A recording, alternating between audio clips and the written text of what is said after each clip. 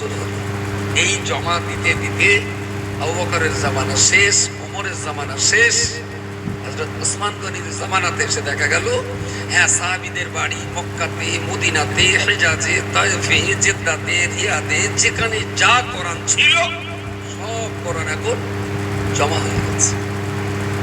বিরাট godown তৈরি হলো, কোরআন জমা হয়ে গেল। এবার ওসমান গনি বললেন এর থেকে বাছাই করে একই আয়াতগুলো আলাদা করে।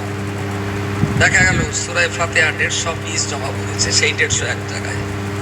দেখা গেল ইন্না আতাইনা কাল কাউসার 2000 লোকের কাছে জমা ছিল, 2000 লোক জমা দিয়েছে, সেই 2000 ইন্না আতাইনা এক জায়গায় করা। মাথায় যাচ্ছে বলে মনে হয় 6666টি আয়াত এইভাবে বিছিয়ে বিছিয়ে বিছিয়ে বিছিয়ে দীর্ঘদিন ধরে অসম্ভব রকমের কষ্ট মেহনত করে এবারে প্রত্যেকটি থেকে একটা করে দেওয়া হলো। সূরা ফাতিহাটা একবার, ইন্না আতাইনা একবার, এই দুটো আয়াত একবার নিয়ে নিয়ে নিয়ে নিয়ে কোরআনটা এক জায়গায় সুন্দর করে চামড়ার উপরে লেখা হলো ফার্স্ট ওয়ালা জামিউল কোরআন আমিরুল মুমিনিন সাইয়্যিদনা উসমান ইবনে আফফান রাদিয়াল্লাহু তাআলা আনহু। প্রত্যেক সপ্তাহে জুমার নামাজের যে দ্বিতীয় খুতবা পড়েন ওই খুতবার ভিতরে এই ভাষাটা আছে ওয়ালা জামিউল কোরআন আমিরুল মুমিনিন সাইয়্যিদনা উসমান ইবনে আফফান রাদিয়াল্লাহু আনহু। আফফানের পুত্র হযরত ওসমান গনির জামানাতে এসে তিনি কোরআন শরীফের আয়াত সূরা বাক্যগুলোকে পর পর লিখে এক জায়গায় তিনি জমা করতে সক্ষম হয়েছিলেন। জোরে সোরে বলুন সুবহানাল্লাহ।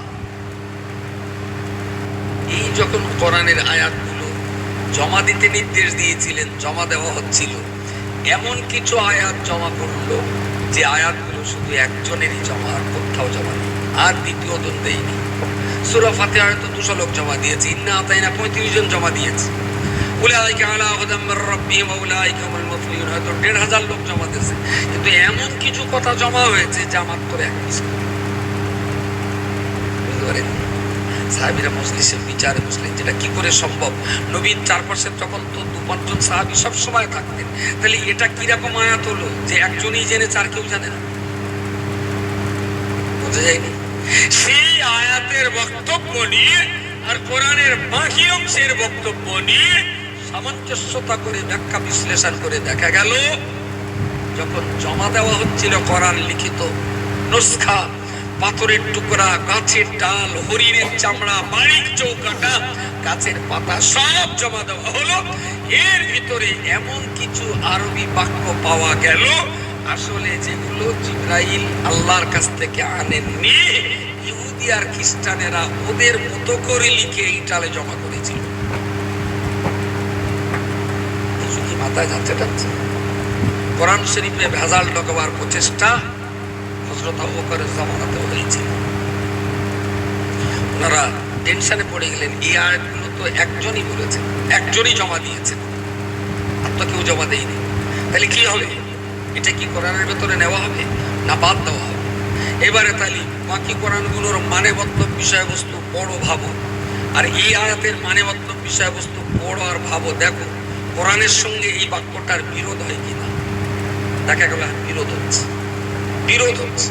তাহলে এবার হাফেজদের ডাকো, ডাকো 2-4 জন 10 জন 20 জন হাফেজ যারা আছেন, যারা নবীর কাছে বসে কোরআন মুখস্থ করেছেন, কিন্তু সবাই তো কোরআনের পূর্ণাঙ্গ হাফেজ না, পূর্ণাঙ্গ হাফেজ না। কেউ হয়তো, আমি আমাদের দেশীয় ভাবে বলছি, কেউ হয়তো 7 পারার হাফেজ, কেউ হয়তো 25 পারার হাফেজ, কেউ হয়তো 12 পারার হাফেজ, কেউ হয়তো 50টা সূরার হাফেজ। কারণ সেদিন তো হাফেজ হওয়ার জন্য ধারাবাহিকভাবে শুরু থেকে শেষ পর্যন্ত পড়ার প্রচলন ছিল না। যিনি যতটা কোরআন পেয়েছেন তিনি ততটা মুখস্থ করেছেন।